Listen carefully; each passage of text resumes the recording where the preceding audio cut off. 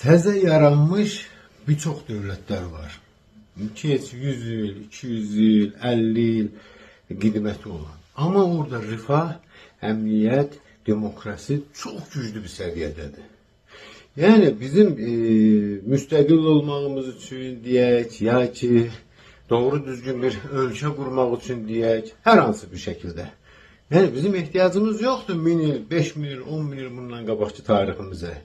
Lütfen bu qədər tarixi, onlar lazımdılar. Onlar zaten haqlarımızı alandan sonra, hökumətdə şərik olandan sonra və yəni ki, müstəqil bir ölkə olandan sonra onları tabii kitablarımızda dərs verəcək. Zaten bizə əgər müstəqil olmasaq, ya hakimiyyətə şərik olmasaq, İran adlanan yerdə.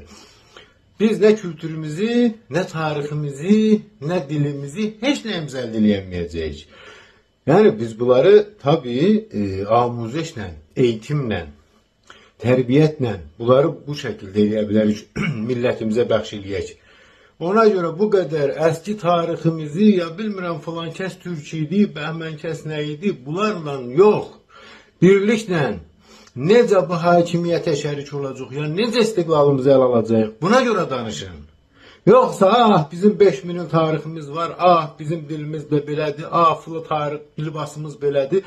Sünnəti, tarixi məsələlər önəmlidir. Amma istiqlalımızı alandan sonra nə büyün devlətimizdir. Yəni ya istiqlal şəkildə, ya federal şəkildə. Əldə eləyəndən sonra bunların hamısına vaxtımız da var, qarşınaslarımız da var, tarixdanlarımız da var, ustadlarımız da var. Tabii anladacaq və onları da əməl eləyəcəyik, yaşayacağıq. Sağ olun.